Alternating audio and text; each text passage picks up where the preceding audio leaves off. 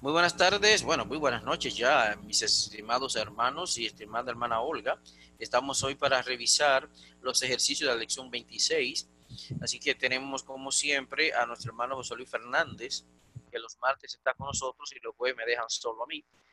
Pero así vamos a seguir por un tiempecito, ¿verdad? Entonces, los martes generalmente estamos revisando los ejercicios de la lección que presentamos en cada jueves. Entonces, siguiendo hoy con esa mecánica, vamos a comenzar con lo que pudo hacer nuestro hermano José Luis Fernández. Y no sé si de los que ven la sesión en diferida han podido hacer algo, pero ojalá hayan hecho alguna revisión y me hagan saber algo que sea vía WhatsApp para darle cualquier ayuda o orientación. Y yo sospecho o están haciendo algo y se está comprendiendo de manera perfecta o probablemente no están haciendo nada, pero está en el curso que vamos a hacer. Pero sí me gustaría saber que cuando las personas vean esta grabación, que de esos hermanos y hermanas que ven, por lo menos de con la hermana Olga ya he tenido algunas reacciones, pero de algunos no he sabido nada, aunque algunos me han preguntado, como el hermano Esteban Trillo, ¿sí? Pero hay otros que no he sabido nada y me gustaría por lo menos tener alguna idea de si están viendo realmente los videos, de si se están comprendiendo, si están haciendo por lo menos algunos ejercicios, o sea, si están siguiendo el esquema, aunque digamos que no haya una reacción directa, pero por lo menos hacen algunos ejercicios, siguen luego las orientaciones, por supuesto las preguntas que plantea el hermano José Luis Fernández, que el que estaba en directos, en alguna manera se convierte también en orientadoras para el resto del grupo que ve la sesión en diferido, ¿verdad? Pero la interacción no está mal y me gustaría que me hicieran saber algunas cosas, ¿verdad? En el proceso, repito, para esos hermanos que específicamente ven la sesión en diferido y que confiamos en que la participación en este curso le está haciendo, digamos, de edificación y que por algo y que sienten que en verdad vale la pena estar haciendo este curso. Entonces vamos a compartir en pantalla a nuestro libro de texto, que donde vamos a ver los ejercicios de la lección 26. Ok, un momentito, déjenme compartir. Eh, yo les hice, le dejé hecha la número uno como una guía, pero vamos a ver cuáles tú hiciste, José Luis. La número dos, ¿hiciste la número dos? No, maestro, usted hizo la 1 y la 2, yo marché de la 3. Ah, yo hice la número 2. Oh, sí, creo que sí, perfecto, sí. Cuando presenté aquí, ahora recuerdo el análisis que hice. Muy bien. Entonces, ya ustedes tienen hecha el número uno y la número 2. Vamos entonces a iniciar con la 3 y ver hasta dónde puede llegar José Luis Fernández. Y a partir de ahí, obviamente, la sesión de hoy está dedicada a revisar la comprensión y los alcances que hemos tenido con el tema o la parte gramatical que incluye o que supone la lección 26. Pues vamos a leer entonces, analizamos y finalmente traducimos. La número Ah, 3. por ausentes de No, hoy, observa que el acento está en la epsilon. Por ausentes. por Es una palabra ausentes, grave, ajá, por ausentes de hoy tu Jacobu, correcto, Starius, sí. Ospente, Eidon, Ton Yesun, Y es un Yesun, es una palabra aguda y es un, y aquí tenemos el dictongo omicron upsilon, y ahí ya sabemos por qué el acento está sobre la upsilon, ¿verdad? Y es un, ajá, Kai Pantas, tus Metautu Macetas. correcto. Entonces, por ausentes de hoy, tu, Jacobu, estadius, os, pente, eidon, ton y un, kai, pantas, tu, metautu, macetas.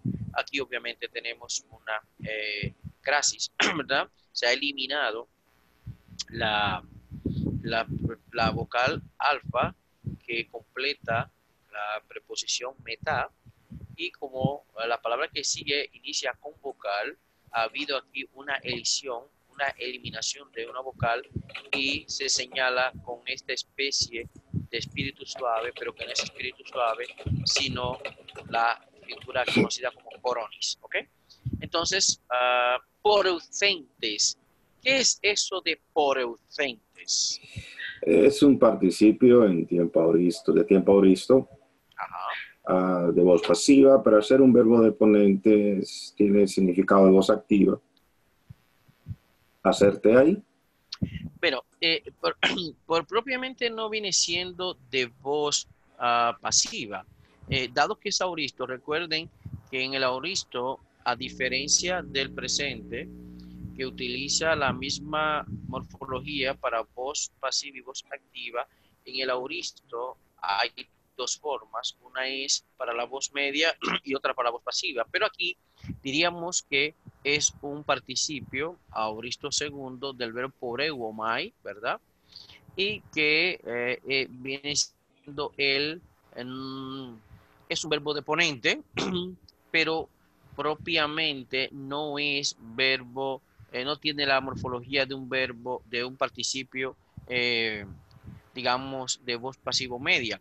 En este sentido, vamos a hacer un poquito de repaso, que no estaría mal en este punto, y vamos a observar cuando dimos el participio auristo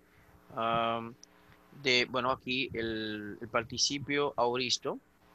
Bueno, Voy a ir para... Ajá, sí, un claro, momentito. Ah, sí, sí, claro. No, que veo la lección 20 sí, va a indicar algo más similar a eso. en la 19. En la 19 vamos a ver entonces lo siguiente.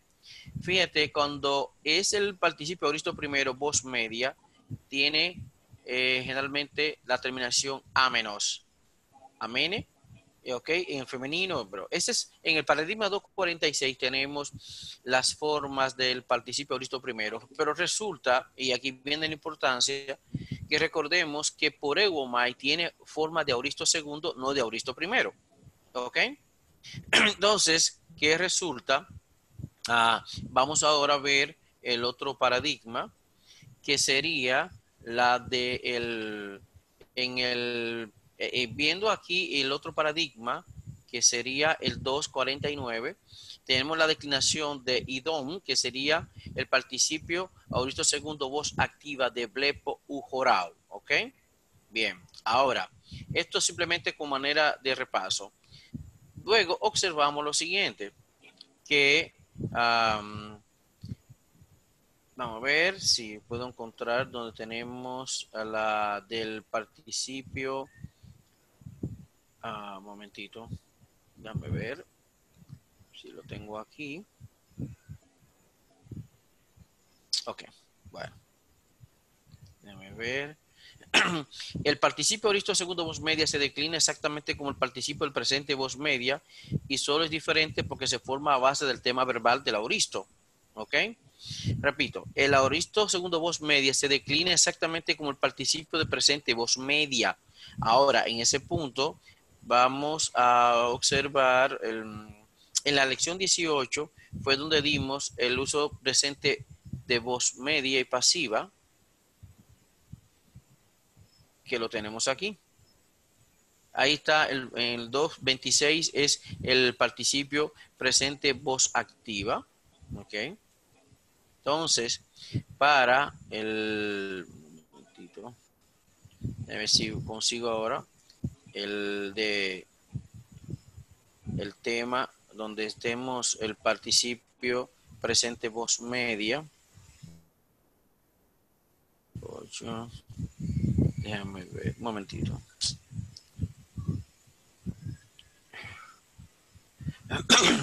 Vamos a buscar el participio voz media. Ok. No, tengo que subir más. Déjame ver. Ok, aquí lo tenemos. Entonces, aquí tenemos en el paradigma 230 la declinación del participio presente voz media y pasiva. Recuerden que en el presente será igual para voz media y pasiva, ¿ok?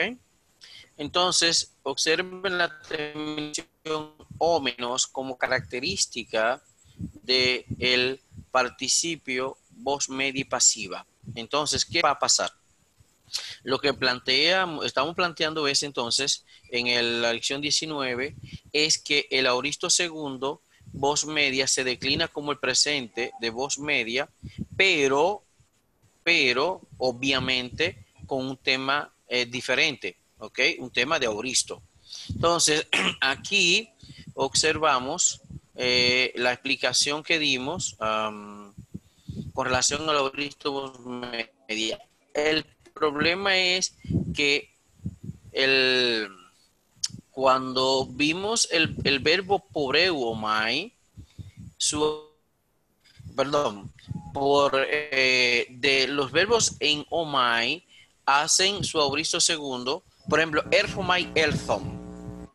De poreuomai, entonces sería parelthom.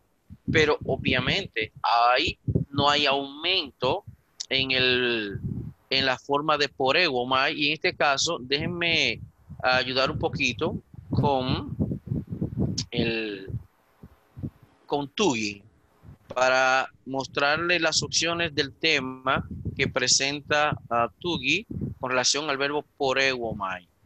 Un momentito, ok, déjame aquí.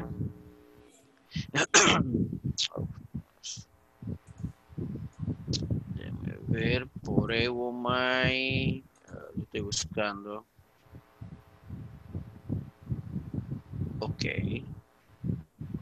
más para arriba.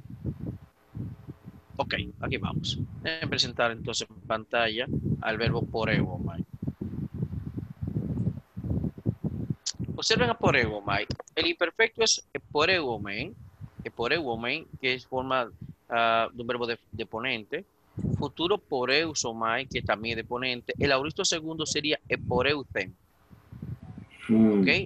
¿Ok? Eporeuten, el auristo. Pero también tiene un perfecto que es poreuomai, irse, marcharse. Ahora bien, ¿qué significa? Que esta forma, obviamente, ponente, lo forma de pasiva. ¿Ok? O sea, esa terminación por euce tiene la forma del auristo pasivo. ¿Ok? Entonces, ¿qué resulta?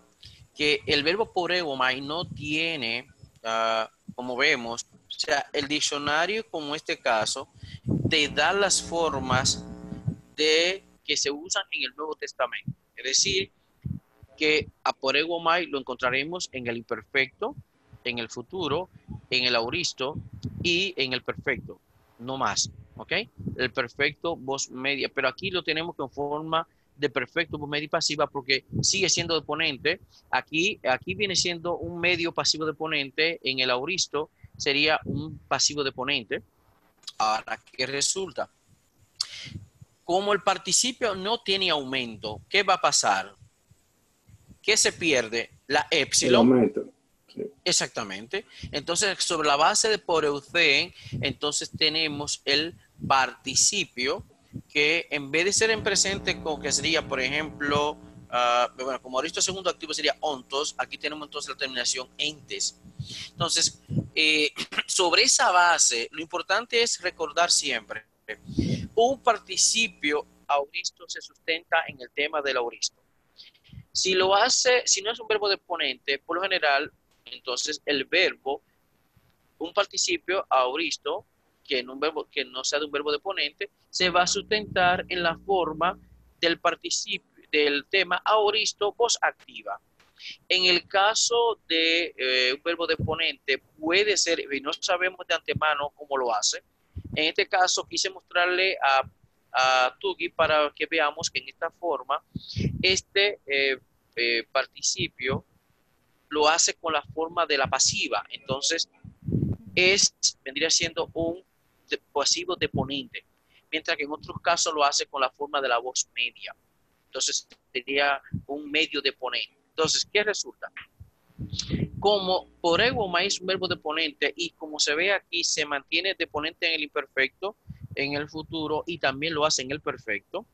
Entonces, la forma del participio auristo segundo de poreuomai lo hacen sobre la base del tema de aoristo pasivo como un verbo deponente. Entonces sí, lo que hay que quitarle el aumento y sobre el tema aoristo pasivo sin aumento se construye entonces el participio que estamos viendo. Ahora, recuerden, es importante recordar si un verbo hace su aoristo como aoristo primero o si lo hace como aoristo segundo, porque el esquema es distinto. O sea, el esquema de desinencia del aoristo primero es distinto del aoristo segundo. Ahora, viene la importancia de que recordemos siempre cómo es que un verbo hace su aoristo. Y eso no podemos saberlo de antemano. O sea, no hay forma de saber de antemano cómo es que un verbo hace su aoristo, si aoristo primero, aoristo segundo. Lo vamos reconociendo ya por la práctica.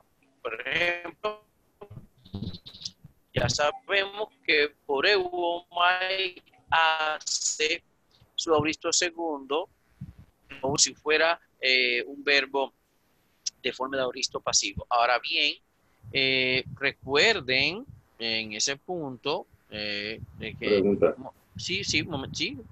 No, usted dijo que hace su aoristo segundo o aoristo primero. Ok, el problema aquí es aoristo primero. Okay. Y por eso iba a presentarle, un momentito, lo que tendría, un momentito, por favor, déjame dejarlo ahí, para buscarles, para que se familiaricen con el tema del aoristo pasivo del aoristo primero. Un momentito. La lección 20. ¿Lección 20? Sí. No, la lección 20 es aoristo pasiva, pero yo quiero que nos recordemos un poquito el aoristo pasivo como tal, porque el participio deriva del tema aoristo pasivo, ¿ok? Entonces, sería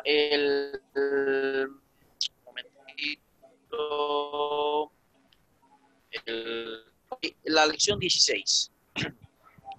La lección 16, vamos a compartirlo un momentito en pantalla.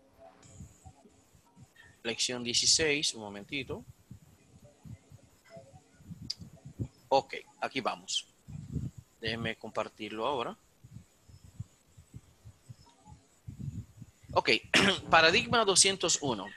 Observen, los que van a ver la sesión diferido y José Luis Fernández, observen cómo termina, observen aquí el aoristo primero pasivo de quién, de luo, elucen. ¿Qué fue lo que vimos con poreuomai? Eporeucen, ¿verdad que sí? Sí. Eso fue lo que vimos. Ok. Eporeucen. Entonces, ¿qué significa eso? Que en realidad el verbo poreuomai, a diferencia de erhomai, porque erhomai tiene su aoristo como aoristo segundo, que sería elthon. Sin embargo, de poreuomai es poreucen, es decir, lo hace como aoristo segundo. Entonces, como aoristo primero. Entonces, sí, cuando observamos el paradigma 201, ya ustedes ven entonces que eporeucen, eporeuces, eporeuce, eporeucemen, eporeucete y eporeucesan. Así conjugaríamos el verbo poreuomai en aoristo, es decir, con las formas de la voz pasiva, pero siendo traducido y comprendido como voz activa porque es un verbo deponente. Lo que hay que aclarar es que el poreuomai es un aoristo pasivo deponente, es decir, mientras que en el presente es medio pasivo deponente porque incluye las dos voces, para el futuro sería un medio deponente, pero para el aoristo sería un pasivo deponente. Entonces, sobre la base de comprender el aoristo primero pasivo de poreuomai, que es un verbo deponente, sobre esa base se construye el participio de aoristo primero, os repito, del verbo poreuomai, como tú dijiste muy bien, José Luis, con forma de voz pasiva, pero con significado activo porque es un verbo deponente. Ahora, aclaración, nunca olviden, jamás se les olvide que los participios de auristo no tienen aumento. No importa si auristo primero o auristo segundo. El aumento solo será un elemento que va a estar presente en las formas de los tiempos secundarios, es decir, imperfecto, auristo primero, auristo segundo y pluscuamperfecto, pero en el modo indicativo. Solo en el modo indicativo. El resto de los modos, entiéndase, participio, infinitivo, subjuntivo, optativo, imperativo, no tiene aumento. Eso para evitar el error de que a veces me ha pasado con algunos, profesor, pero es auristo, pero no hay aumento. No, recuerden, el aumento solo es un elemento de los tiempos secundarios en el modo indicativo. Fuera del modo indicativo, cualquier forma, infinitivo, participio, ¿ok? Si no tiene pregunta, volvamos al ejercicio, José Luis. ¿O alguna pregunta? No, todo claro, o sea, es participio auristo con Perfecto. desinencia de voz pasiva, pero tiene significado de voz activa ya que el verbo es deponente. Exactamente. Entonces, curiosamente, vemos que es un deponente en todos los casos en que se usa en el Nuevo Testamento. Recuerden, y es importante entender, generalmente las gramáticas de que tratan del griego bíblico, vamos a llamarle así, aunque se cuestiona el uso, porque no hay propiamente un griego bíblico que nada más se utiliza en la Biblia, sino un griego que se usó, un griego común que se utilizó también para escribir el Nuevo Testamento. Pero cuando se trata de los léxicos o diccionarios que se entiende del griego bíblico, vamos a decirle así, deben recordar que solamente se tratan las formas que tienen presencia en el Nuevo Testamento, no las formas que tuvo ese verbo o ese sustantivo en el vocabulario general del del griego koiné. ¿Okay? Solamente las formas en que tienen presencia en el Nuevo Testamento. Y es importante eso para que se comprenda entonces que estos léxicos y diccionarios están delimitados al vocabulario propio del Nuevo Testamento. Luego en la gramática sí podemos explicar que hay formas que se utilizaron en el griego clásico o en un dialecto, que el jónico, que el griego ático, pero que no se utilizó en el Nuevo Testamento, etcétera. Correcto. Pero en realidad, repito y aclaro, los léxicos y diccionarios del Nuevo Testamento griego, las formas que presentan, por ejemplo, de los verbos, son las formas que están presentes en el Nuevo Testamento. Entonces, por ausentes, entonces, como bien dijiste, es un participio auristo primero, voz pasiva, repito, morfología de voz pasiva, pero con significado de voz activa porque es un verbo deponente. Y dijimos entonces, ahora ya explicamos las dos características que tienen los participios como verbos, ¿verdad? Que sería tiempo y voz. Ya dijimos, auristo primero, voz pasiva, pero es un verbo deponente. Ahora, ¿cuáles serían los tres elementos que tienen como un participio con un sustantivo? Que serían Nominativo masculino plural. correcto, caso, género y número, nominativo masculino plural. Perfecto. Ya sabemos que la D es una conjunción que es sí o pero. Ahora bien, aquí tenemos una frase que explicamos cuando usamos el artículo, ¿verdad? Entonces diríamos lo siguiente, que esta hoy, ¿cómo lo interpretamos? Bueno, de una manera literal, Por los lo deja. menos, ok, digamos en este punto, expliquémoslo en términos morfológicos. Sería caso, Perdón, género y caso, número. género, número. Bueno, estamos hablando nominativo masculino plural. Correcto, muy bien, perfecto. También déjalo así. Ya entendemos la frase y este tipo de modismo. Entonces, ahora, tú y Jacobu, caso, género y número de esa frase. Estamos hablando en genitivo, Ajá, masculino, singular. correcto. Entonces, estadius. Estadios, el sustantivo neutro, declinado como sustantivo masculino de la segunda declinación. ¿Neutro o masculino? Porque esa terminación no es de género neutro. Lo sé, pero según vi el libro, eso fue lo que me confundió, que veo que el verbo, digo, el sustantivo, Vamos a ver. perdón, Un momentito. es... Vamos a ver. Vamos a ver. Vamos al vocabulario, que creo que está explicado en el vocabulario. Un momentito. Ok. Entonces, decimos lo siguiente. Um, Stadium, que supuestamente es neutro. no, sí, dice, pero la situación es la siguiente.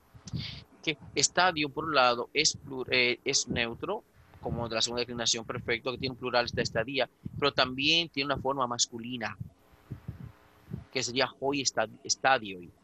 Eso significa que la forma que estamos viendo no es de la forma del género neutro, sino del género masculino. ¿Por qué? Okay. Porque un acusativo plural neutro sería estadia. Sin embargo, lo que vemos en el ejercicio es la forma del acusativo masculino plural.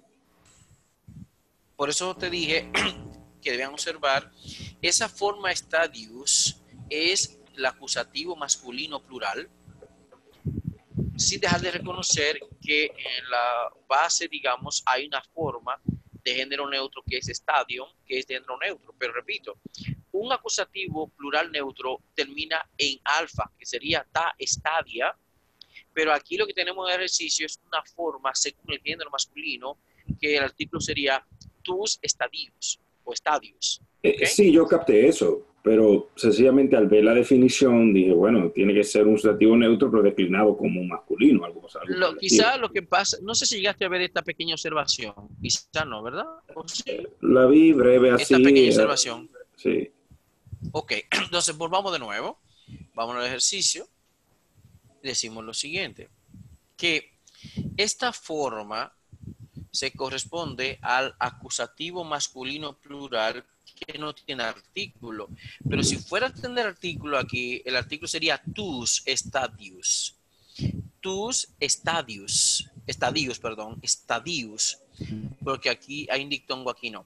Entonces, tus estadios, que es obviamente la morfología del caso acusativo masculino plural. ¿Ok? Entonces, cuando vayan a encontrarse con esta palabra, deben considerar la posibilidad de que haya sido usado en un momento determinado según el esquema del género neutro y en otros casos como de un sustantivo de género masculino. Y obviamente ya ustedes saben la terminación. Lo único que van a tener en común, la forma del masculino y el neutro, será el genitivo y el dativo singular y plural. Después el resto no pueden ser igual. Okay. Entonces, en conclusión, este sustantivo es híbrido. Bueno, digamos no propiamente, porque no es híbrido en el sentido de su composición. Más bien digamos que él tiene una morfología de género masculino y una morfología de género neutro. Nosotros debemos ser capaces de reconocer cuando, porque, por ejemplo, una cosa es cuando tenemos adjetivos, incluso sustantivos, que su propia morfología es una y sirve para dos géneros, y lo que la diferencia sería el artículo. ¿Ok? Y hay casos de eso. Es decir, un sustantivo con una sola morfología, dependiendo del artículo, puede ser interpretado como género masculino o género neutro.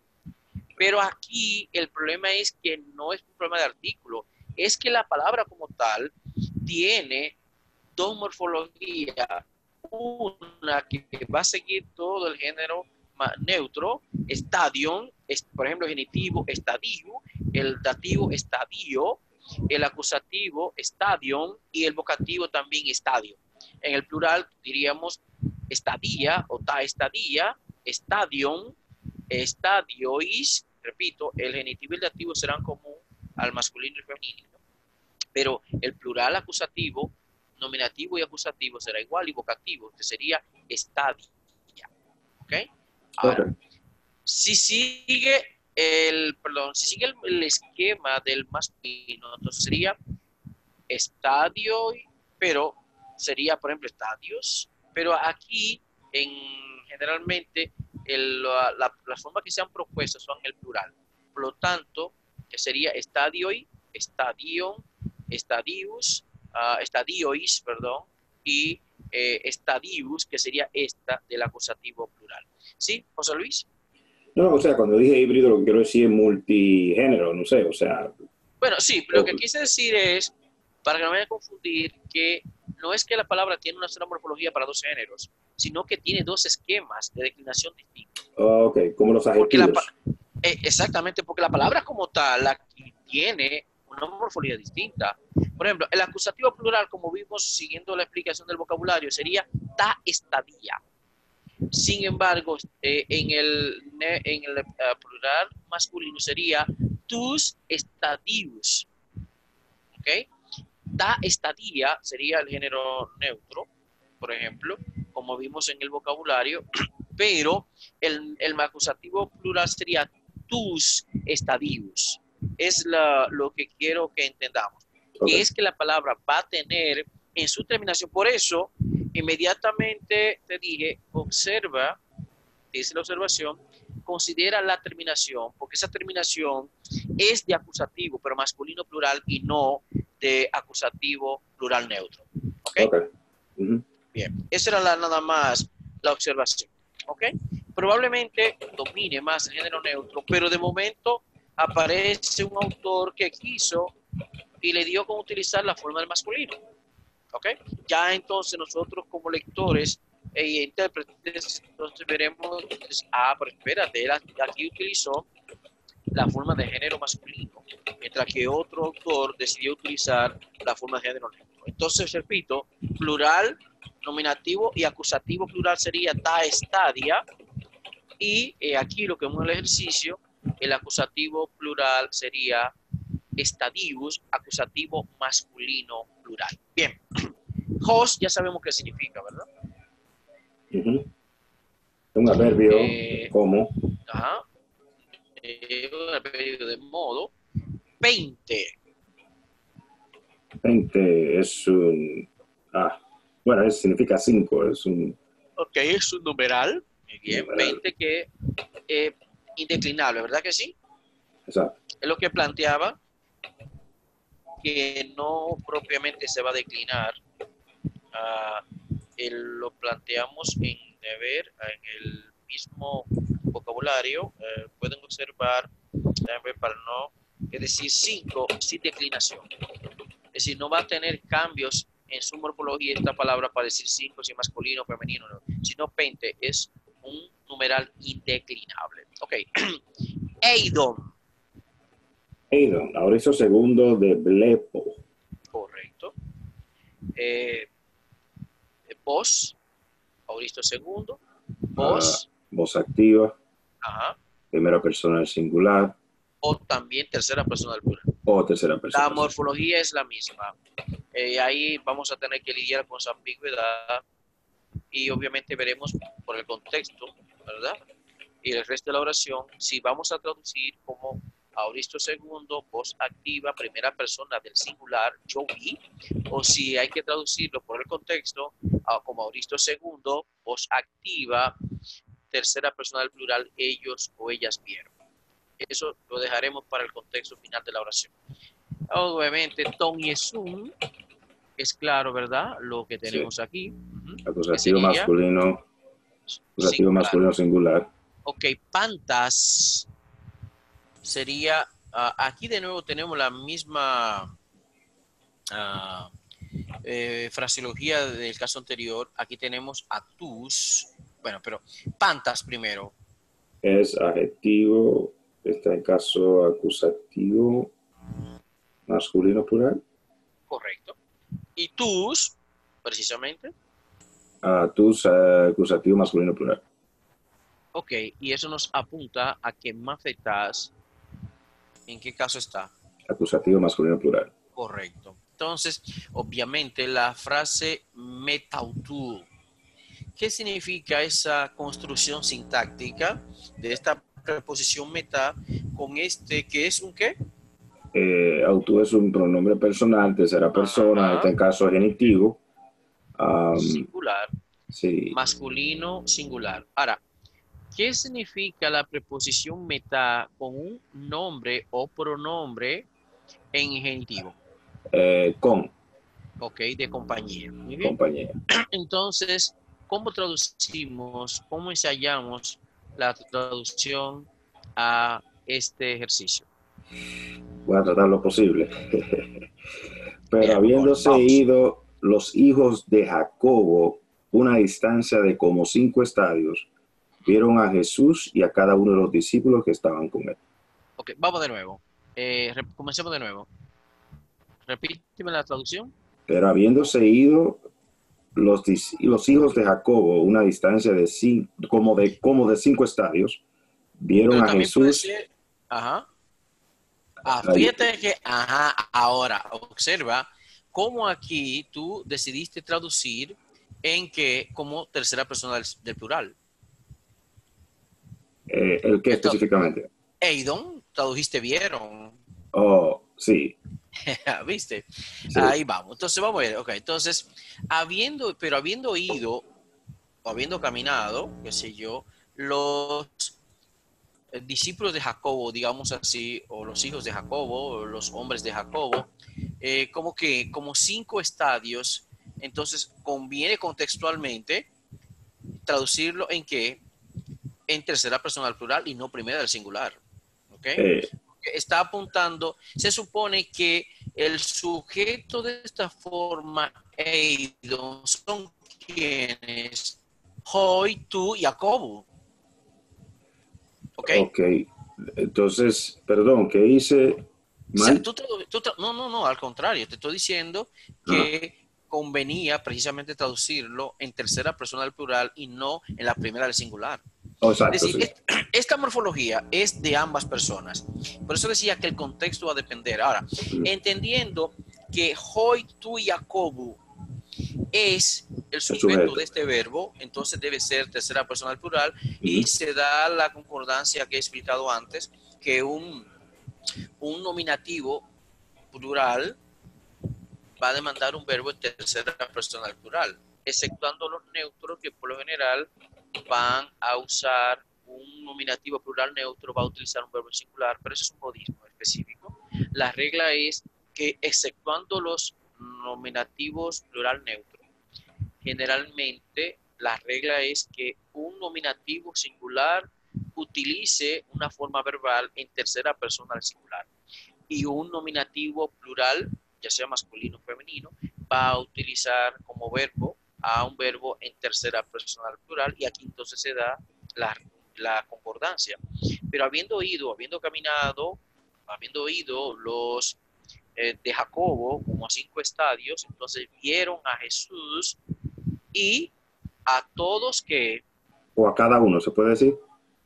sí, sí, se Ok, puede decir a cada uno, pero en este punto parece apuntar a todos los que estaban con él. En ok. forma distributiva podemos traducirlo como a cada uno que estaban con él.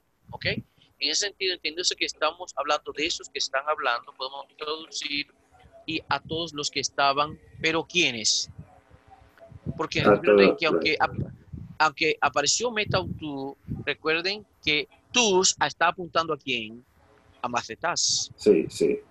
Entonces, la traducción sería habiendo ido, habiendo caminado, habiendo ido los de Jacobo como a 5 estadios, vieron a Jesús y a todos los discípulos que estaban con él. Ok. Yo añadí lo que es una distancia como para más claridad, no sé si estoy bien.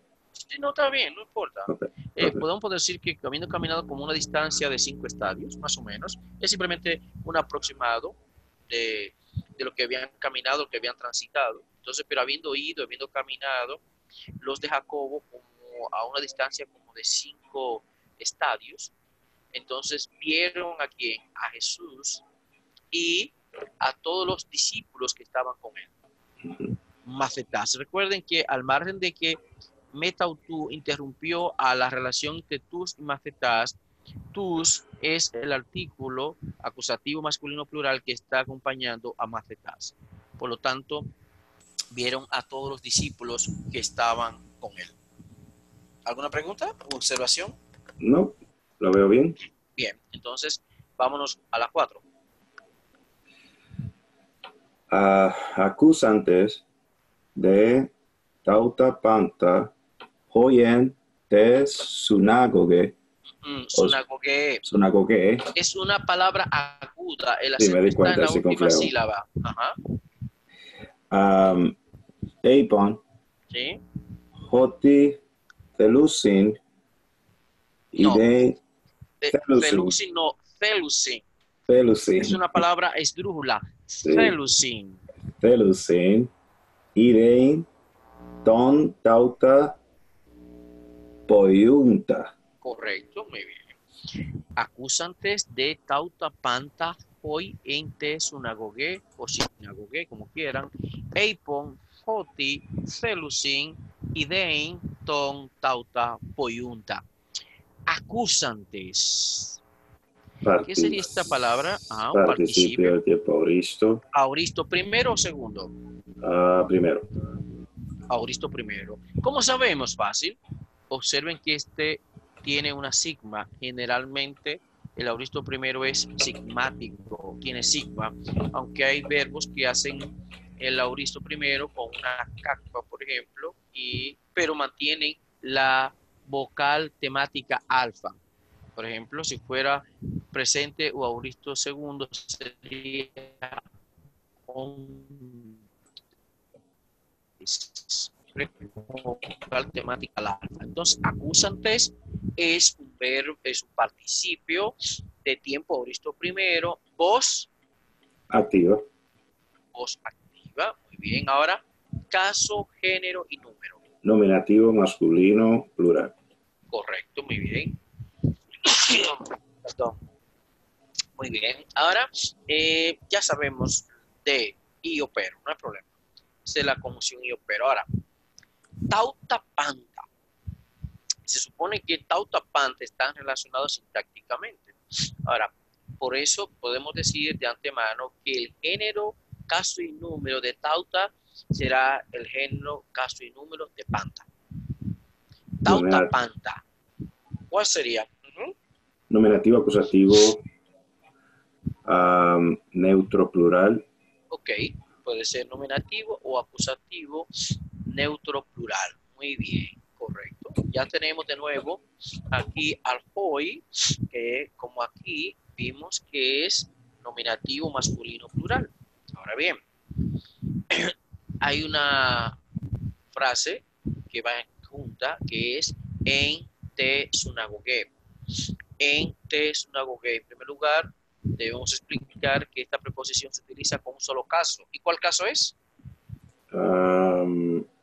Dativo.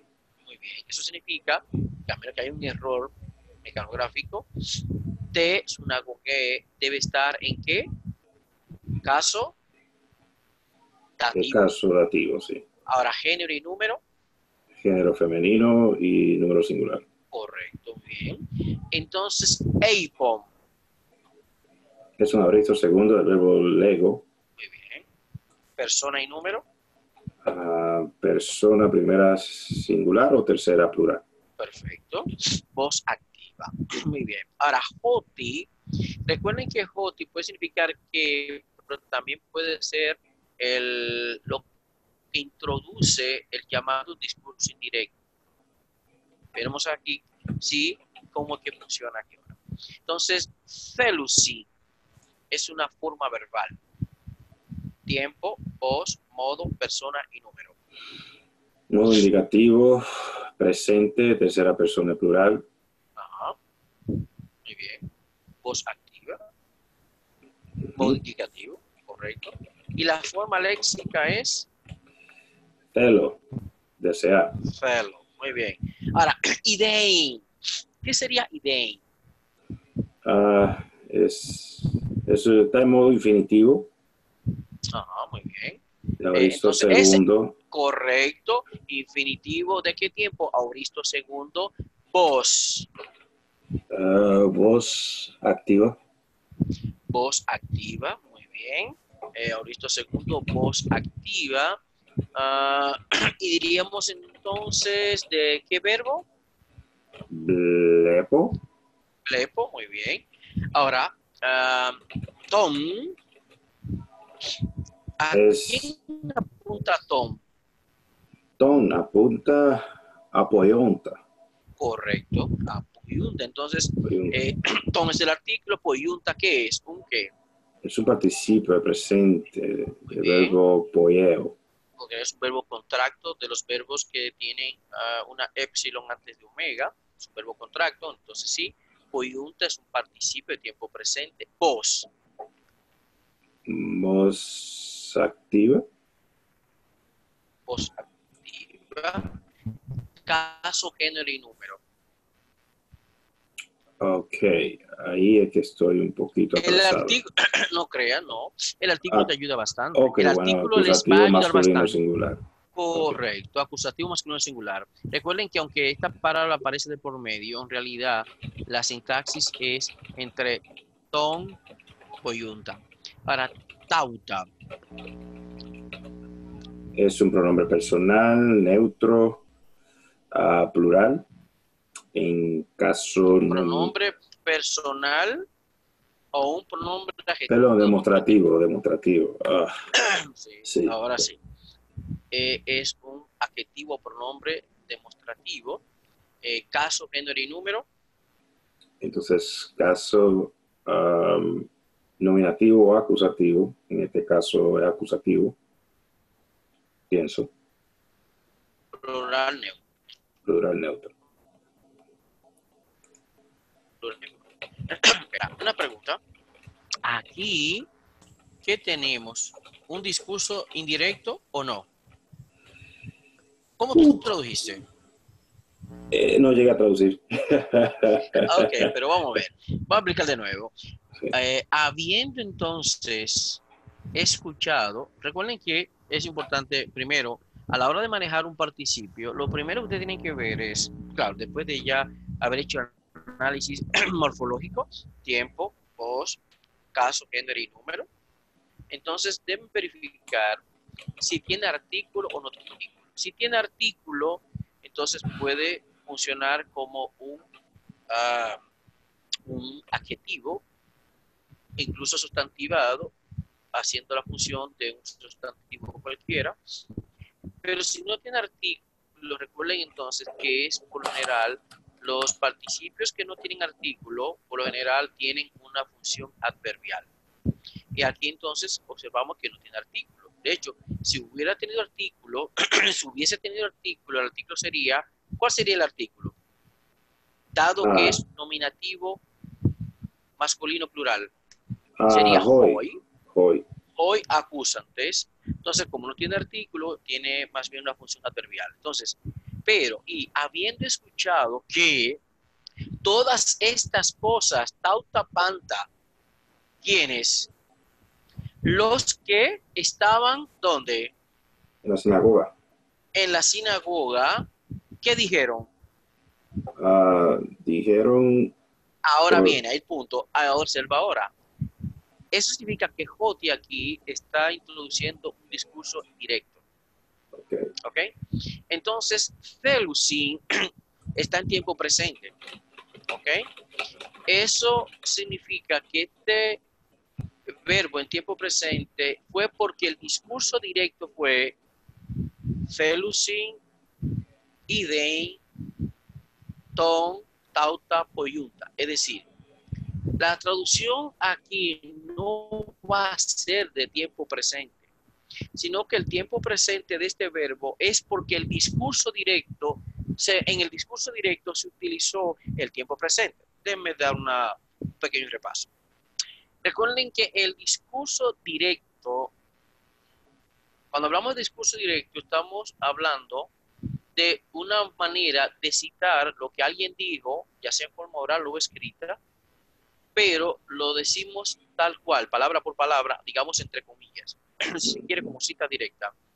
Por ejemplo, él dijo, yo tengo hambre. Entonces hacemos esto en castellano, Él dijo, dos puntos, yo tengo hambre. Palabras textuales. Ahora bien, hay otra forma de decir, hacer referencia a esas palabras y es en forma del discurso indirecto. Para el discurso indirecto en castellano hacemos un cambio y cambiamos de la primera persona, yo tengo hambre, a la tercera persona. Por ejemplo, él dijo que tenía hambre. ¿Ok? Fíjense el cambio que tenemos que hacer en castellano. Ahora, en griego tenemos que tener cuidado al traducir el discurso indirecto porque en griego se utiliza el mismo tiempo y el mismo modo que se utilizó en el discurso directo. Entonces, cuando vemos aquí a Thelusin, fue porque el discurso directo de los que estaban en la sinagoga fue: deseamos ver al que hace estas cosas.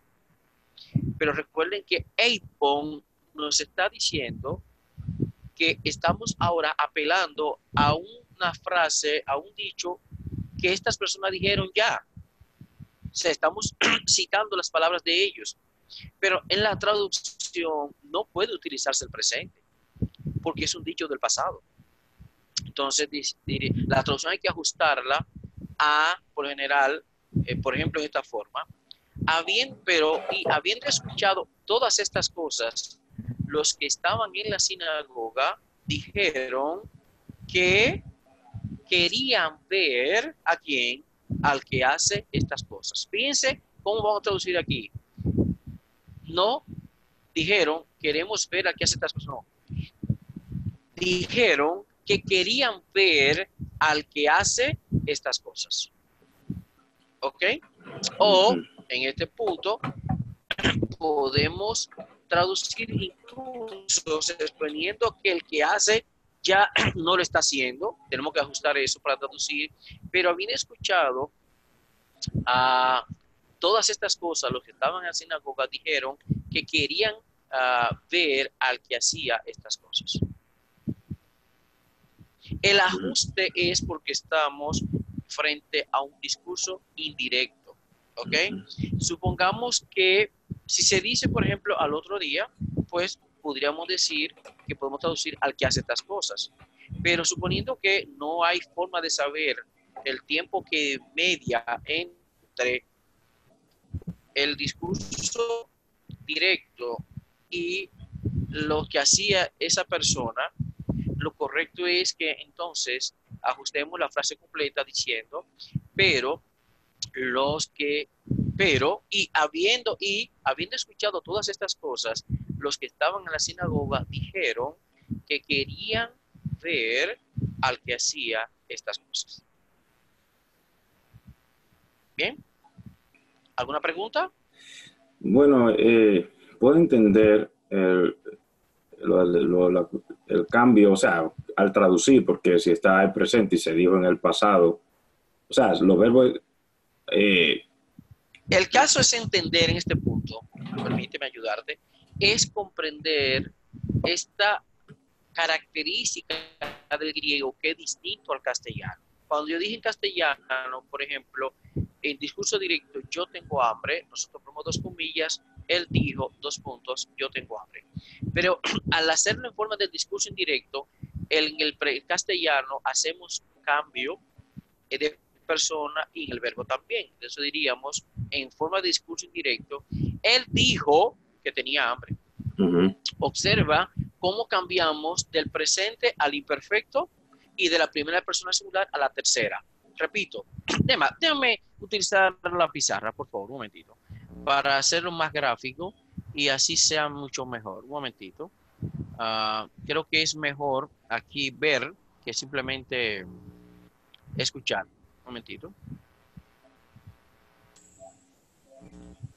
Vamos a ver, déjame arreglar esto aquí para compartir mi pizarra.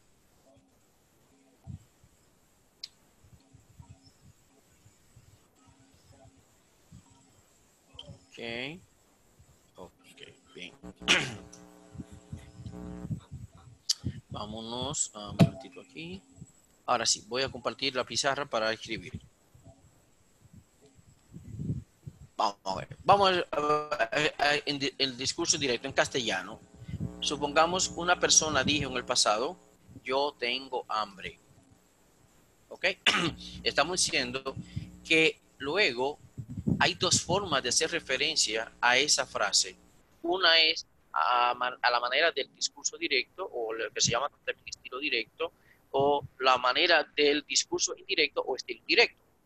A manera del discurso directo, vamos a poner directo para ahorrarnos palabras. Nosotros diríamos lo siguiente. Él dijo, dos puntos, y ponemos comillas, yo tengo hambre.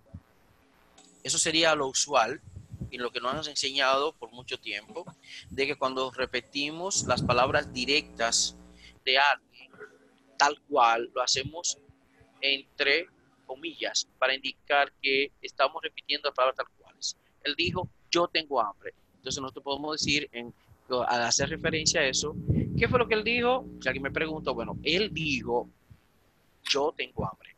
Eso supone que estamos hablando del discurso directo. Ahora, hay otra manera, que es el indirecto. Y todo eso estoy todavía en castellano, no estoy haciendo nada en castellano. Entonces diríamos, bueno, un momentito, aquí la regla es ya ponerle el acento, la tilde. Diríamos entonces que él dijo que tenía hambre. Ok, ¿cuáles cambios vemos en el castellano? Bueno, en primer lugar, vemos un cambio del tiempo. En primer lugar, de la persona. De yo tengo, que es primera persona del singular, pasó a la tercera del singular. Pero también hubo un cambio de tengo, que es de tiempo presente, a tenía, que es el imperfecto. Utilizamos el imperfecto, pues estamos haciendo referencia a una afirmación del pasado. ¿Ok? Repito, el discurso directo, lo que dijo la persona en un momento específico en el pasado fue yo tengo hambre. Una persona, digamos, un varón, por eso dice él. Él dijo yo tengo hambre. Entonces hay dos formas de hacer referencia a esa expresión de esa persona de género masculino. Una es a través del discurso directo. Él dijo, dos puntos, yo tengo hambre. Eso lo vamos a llamar discurso o estilo directo. Luego, la otra forma es a la manera del discurso indirecto, y ahora lo que hacemos nosotros es que no citamos la palabra tal cual es. O sea, no ponemos entre comillas, porque ahora lo que hacemos es que nosotros hacemos unos ajustes y con nuestras propias palabras hacemos referencia a lo que él dijo. Entonces decimos, él dijo que tenía hambre. Aquí, repito, hay dos cambios en cuanto a la forma verbal. En primer lugar, cambiamos de tiempo, porque fue en el pasado. Yo tengo hambre de tiempo presente a tiempo perfecto, porque fue en el pasado. Pero también de la primera persona singular, yo tengo a tenía. Repito, primera persona singular, tiempo presente, a tercera persona singular, tiempo imperfecto. Ahora bien, pregunta. Eso fue, sí, un momentito, eso fue en el pasado. Después de responder la pregunta de José Luis, voy a hacer una en el presente. Sí, José Luis. Entonces, en el directo se puede permitir decir, él dice, comillas, yo tengo hambre. Sí es presente. No, eso sí es tiempo presente. Sí es Yo tiempo lo puse presente. porque yo usé en tiempo pasado. Ahora, por eso decía, vamos al tiempo presente. Supongamos que ahora es tiempo presente. Digamos, yo tengo hambre y digamos que la otra persona no escuchó y me preguntan a mí, por ejemplo, a ti, ¿qué es lo que él dice? Él dice, yo tengo hambre. Exacto, vamos a ponerlo aquí ahora. Vamos así. Okay. Por eso quería hacer el cambio. Él dice, yo tengo hambre. Okay. Entonces, como el discurso indirecto, ¿qué decimos? Él dice sí. que él dice que tiene hambre. Sí. Okay. Un momentito. Pero observen que aunque mantuvimos el tiempo, porque ahora estamos haciendo referencia a un discurso, a una palabra que se dijeron, que se acaban de decir, repito, simultáneamente, a veces una persona, estamos delante del otro y él dice, yo tengo hambre, y tú no escuchaste bien, uno pregunta, ¿qué fue lo que dijo él o qué fue lo que él dice? ¿Qué es lo que él dice? O en otra palabra, ¿qué es lo que él está diciendo? Bueno, hay dos formas. Él dice que tiene hambre. Ok, vamos aquí entonces. Digamos, él dice, yo tengo hambre, que es lo que está diciendo, discurso directo. El indirecto, él dice que tiene hambre. ¿Ok? Entonces, repito, aquí, por razones obviamente contextuales, el tiempo se mantiene, pero hay un cambio de la primera persona singular a la tercera. Fíjense que tanto en el pasado como en el presente, el cambio se da de la primera persona singular a la tercera en castellano. Ahora, ¿cuál es la diferencia en el griego? ¿Qué es lo que nos puede complicar la forma de traducir un texto de manera y nos hace hacer una mala traducción? Es que en el griego, a diferencia del castellano, el discurso indirecto del griego mantiene el mismo tiempo y la misma, el mismo tiempo y el mismo modo que se utilizaron en el discurso directo. Ahora vamos de nuevo al ejercicio. Si no hay pregunta ahora, observación. No, está claro, sí. Ok, vayamos entonces al ejercicio. Aquí, ok. Lo que estamos diciendo es que en griego se mantiene en el discurso indirecto el mismo tiempo y el mismo modo que se utilizó en el discurso directo. Cuando nosotros vemos aquí thelusin, tiempo presente, fue porque el discurso directo fue thelusin, idein, ton, panta, poyunta. Eso fue lo que se dijo. Los que están en la sinagoga, eso fue lo que dijeron. Ahora bien, al hacer la traducción, nosotros tenemos que hacer los ajustes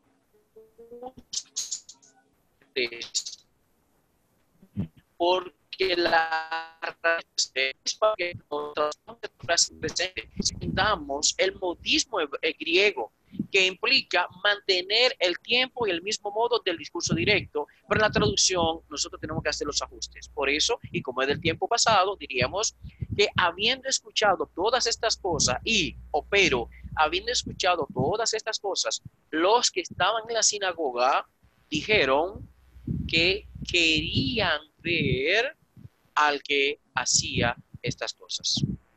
Una preguntita. Entonces, pero conserva el modo y el tiempo, pero no la persona necesariamente. Depende. Por lo general vamos a mantener la persona, porque en este caso, Eidon es plural y mantiene plural porque hace referencia a un grupo. Hoy ente sunagogue. Y si hubiera sido singular, también utilizaría la forma singular. Por ejemplo, si fuera el que estaba en la sinagoga, entonces diría Eipen, tercera persona singular, diría entonces en presente Thelei, tercera persona singular, Idein, Ton, Panta, Poyunta. Mantendría la misma persona. ¿Ok? Entonces, esto es importante porque, y por eso mi insistencia en que no es lo mismo, por ejemplo, una persona conocer dos palabritas en griego y creer ya que puede y que está traduciendo y haciendo propuestas porque simplemente no quiso estudiar griego, no quiso sacrificarse ni el bolsillo ni el tiempo, porque este tipo de recursos hay que hacer que aplicar tiempo para estar en la sesión, tiempo para ver la sesión si no lo presenta, si no participa en vivo directo, tiempo para estudiar y también tiempo para dinero para invertir. No solamente el pago del curso, sino también de comprar libros que se le recomiende. Entonces, esto amerita sacrificio. Estos cursos tienen sus frutos, definitivamente, seguro que sí, pero implican sacrificios y ameritan tiempo. Entonces, uno tiene que escuchar a veces personas no malintencionadas, pero con una dejadez en este sentido y una falta de sacrificio, pero que creen que tienen el derecho a estar diciendo cosas. Y cuando una persona dedica un poco de tiempo a esto seriamente, tú dices, caramba, no se respetan ni respetan a su auditorio. ¿Okay? Entonces, aquí, esto es importante. Este tipo de recursos, este tipo de ideas, no se explican por un software, se explican en un curso de gramática griega. El que se faja es que él conoce esto y sabe entonces que cuando un texto bíblico él esté frente a un discurso indirecto, él sabe cómo tiene que actuar. Una persona que no ha estudiado griego no va a poder actuar de manera adecuada frente a tipo de modismo y elemento característico del griego. ¿Ok? Entonces, bueno, ya usted lo dijo la traducción, ¿verdad? Sí, perfecto. Ahora, ¿tú hiciste alguna otra más para terminar? No. Ok, por lo menos yo te voy a ayudar en esta. Vámonos con las 5. Vamos a leer y yo te voy a ayudar y lo vamos a hacer. Vamos. Ethaumasen. Ajá. Panto pletos. en plethos, plethos, en to blepein, autus ta poiumena, poiúmena. hupotu Yesu. Ok, ethaumasen, aunque tú no recuerdes el verbo, por la terminación, quizás recuerde la persona y el número. ¿Ok? Y al observar, bueno, digamos que al ver esta epsilon aquí, te haría pensar en aumento. Al ver una sigma aquí, te hace pensar en el auristo. Entonces diríamos que esta forma verbal es de auristo primero, voz activa, tercera persona del singular del verbo thaumazo, que sería que maravillarse, thaumazo, sería maravillarse, sorprenderse. Entonces, pan, obviamente, sería la forma de paz, por aquí en género neutro, y toplethos, no sé si recuerda a plethos. ¿No recuerda esa palabra? Plethos. Ajá. No. Ok, vamos a dejarnos ayudar entonces por Tugi, no hay problema. Un momentito. Ok. Un momentito. Perdone, Ajá. qué persona es Taumasen? Un Tercera, momentito. ok. Tercera persona del singular. Pero es porque tiene la Vamos luz a... movible. Sí, claro que sí, esa es la idea. Tiene la luz movible que si no fuera por las razones que vamos a explicar ahora, no la tuviera. Observa, plethos es un sustantivo de género neutro, pero de la tercera declinación. Significa multitud, ¿verdad? Gran número de gente, población, una población, gran número de gente, digamos. Así que plethos, entonces, es multitud. ¿Ok? Vamos a traducirlo como multitud sin problema. Plethos. Y observen el genitivo, que sería plethus, y observen el artículo to, que lo caracteriza entonces como un sustantivo de género neutro, pero de la tercera declinación. Volvamos al ejercicio entonces. Tito, hacemos lo siguiente y decimos que entonces pantoplethos, diríamos entonces que significa toda la multitud, ¿ok? Ahora, ento blepein, cuando decimos ento, obviamente aquí está la preposición en, que se utiliza solamente con el caso dativo, y to, entonces sigue siendo el mismo tipo de fraseología que vimos en te, aquí por ejemplo en hoy, ¿verdad? Entonces, blepen, uno diría, bueno, y aquí apunta a to. Bueno, si habla de que se maravilló toda la multitud en to, entonces no diría en que hay un asunto aquí. Tenemos un infinitivo. Recuerden que los infinitivos pueden ser articular o no articular. ¿Recuerdan? Hemos dicho que el infinitivo aquí, blepein, por la terminación, por el tema, es un tema, ¿qué dirías tú? ¿Este es un infinitivo de qué tiempo? Presente. Presente, porque del verbo blepo, observen que tiene el mismo tema de presente. Entonces, blepein es un infinitivo de tiempo presente, Voz voz activa. activa, y diríamos que está en qué caso? Dativo. En dativo. Obviamente, recuerden que el infinitivo es un sustantivo verbal de género neutro, por lo general en singular, y que podremos decir que está en dativo genitivo atendiendo al artículo. Entonces, este artículo apunta a blepen como un artículo, perdón, como un infinitivo articular, es decir, con artículo. Entonces significaría, se maravilló toda la multitud en ver o al ver autus, sería un pronombre personal de la tercera persona, en este caso en acusativo masculino plural, ¿verdad?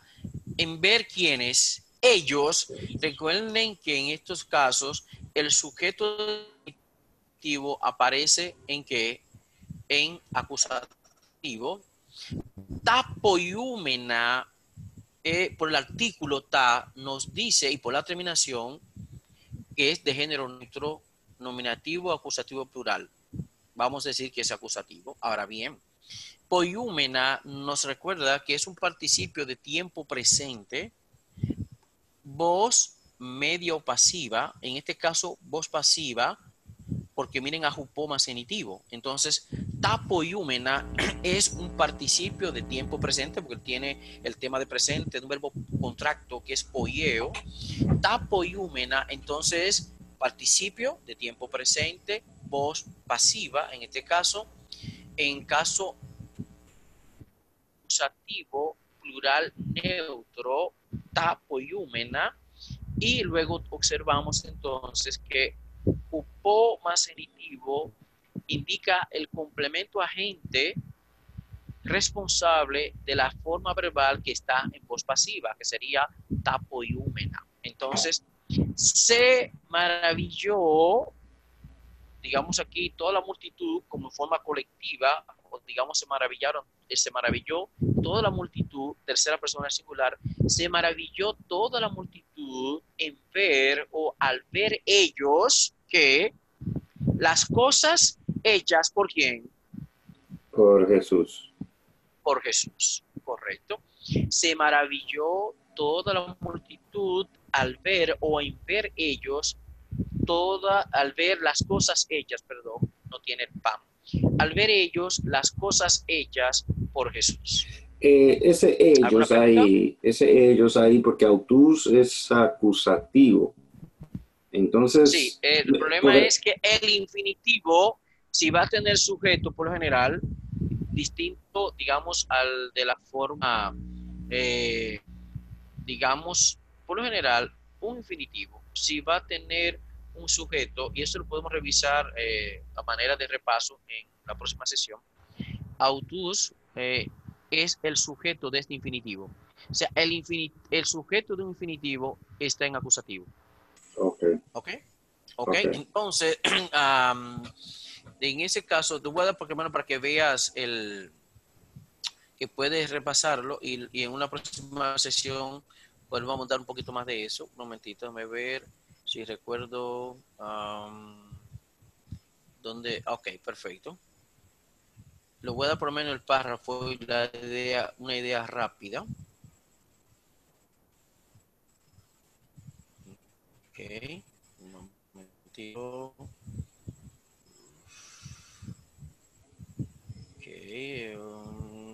Ok. Vamos. Ahí está el articular, pero yo quiero ver otra cosa.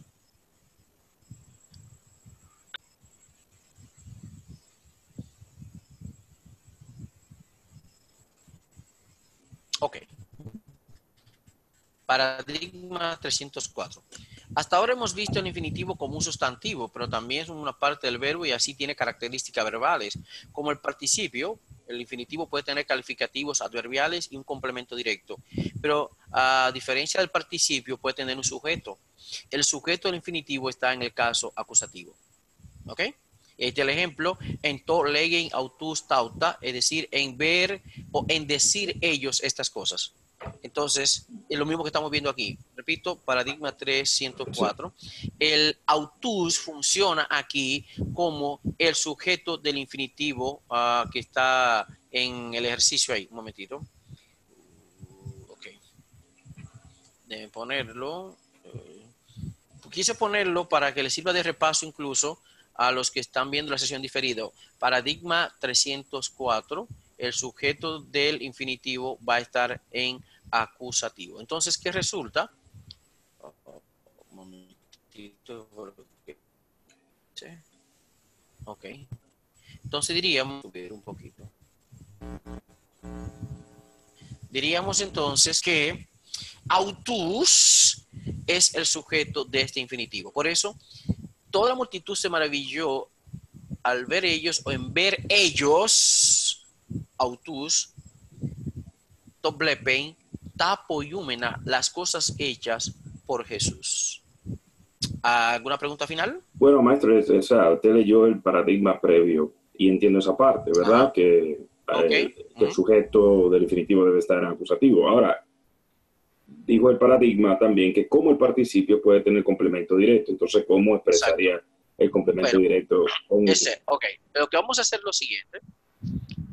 Ya no será la próxima sesión porque los jueves tú no estás ni están presente nadie. Lo que vamos a hacer es, vamos a hacer un pequeño repasito el próximo martes, es decir, antes de revisar los ejercicios de la lección que yo voy a presentar pasado mañana, en la sesión del próximo jueves, lo que vamos a hacer es, José Luis, en la próximo martes, voy a dar un pequeño repasito de esto, ¿ok?